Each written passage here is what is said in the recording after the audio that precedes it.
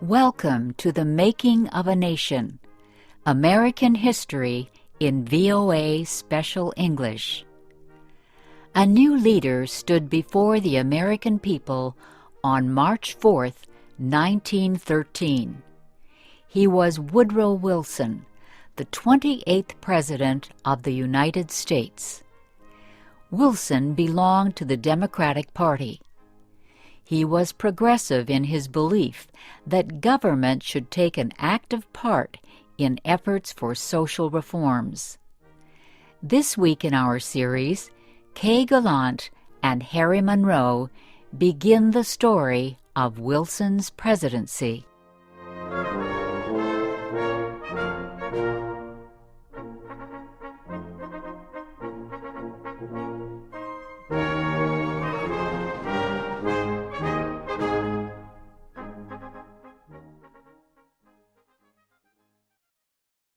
Woodrow Wilson had spent most of his life at Princeton University. First, he was a professor. Then, he was university president. Next, Wilson was elected governor of the state of New Jersey. His early success as governor made him a leading candidate for the Democratic presidential nomination in 1912. Wilson traveled widely around the country during the campaign. He made speeches to many groups. He tried to make himself and his ideas known to as many Americans as possible. Wilson called his program the New Freedom. One of his campaign promises was to fight for better conditions for America's small business owners. Such proposals helped him win the Democratic nomination for president. Then he defeated President William Howard Taft and former President Theodore Roosevelt in the election. Woodrow Wilson, the former president of a university, had become the president of a nation. The largest crowd in Washington, D.C.'s history welcomed Wilson outside the Capitol building on the day of his inauguration. He called on the American people to join him in making the country a better place. "Our duty," Wilson said, "is to correct the evil without hurting the good. I call all honest men, all patriotic, all forward-looking men to my side."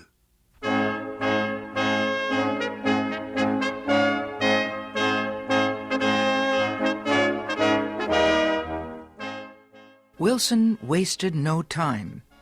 He immediately called a special session of Congress to act on Democratic campaign promises to reduce import taxes or tariffs.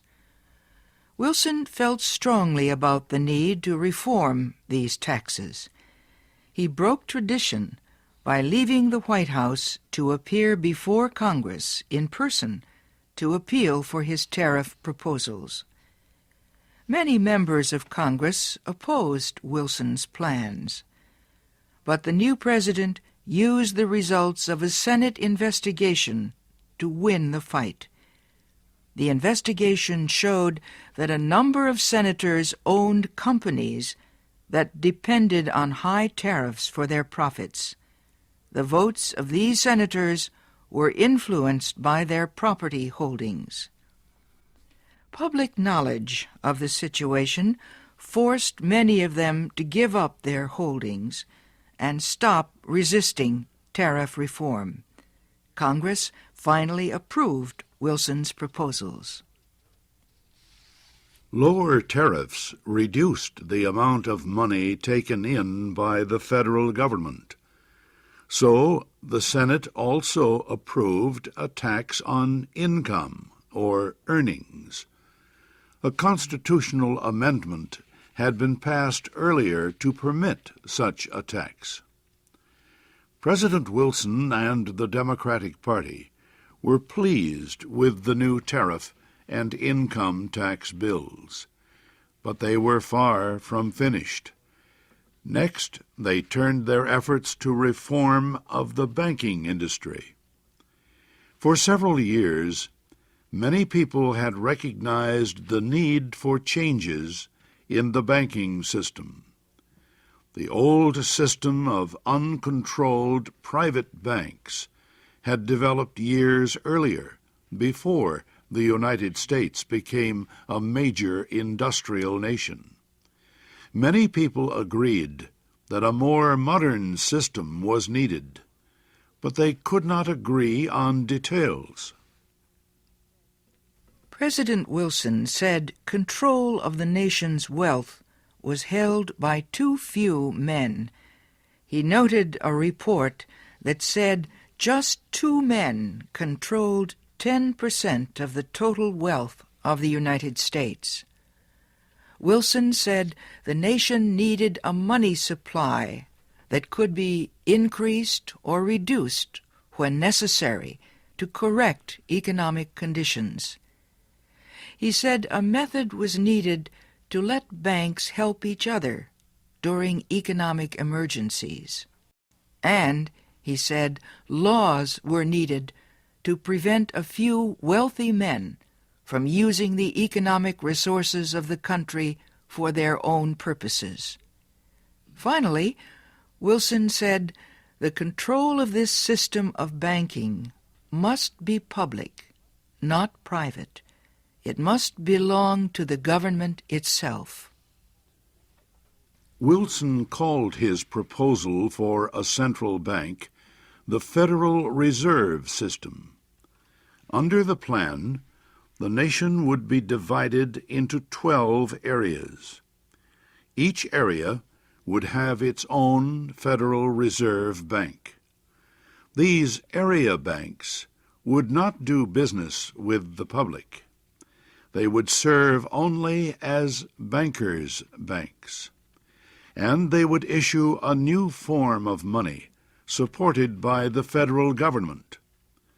Most important, the leaders of the new system would be chosen by the government, not by private business.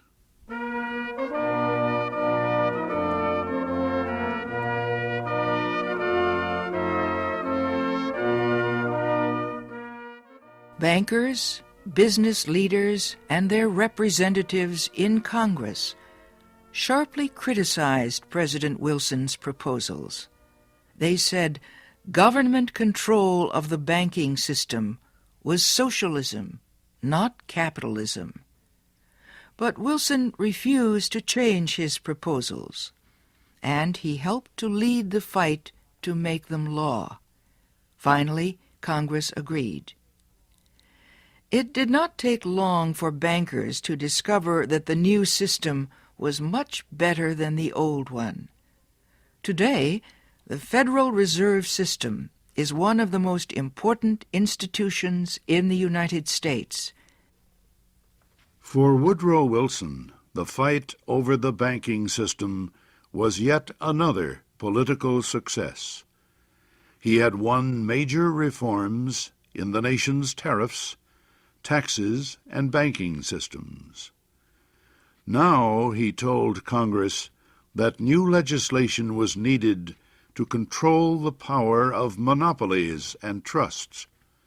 These were the giant companies and business alliances that controlled complete industries. Wilson proposed a new antitrust law to control the actions of large companies. His supporters in Congress wrote a bill that listed a number of business activities that no longer would be permitted. For example, no longer could a company set prices that would reduce competition or create a monopoly. No longer could corporations buy stocks of competing companies. No longer could they demand that a store refuse to sell competing products.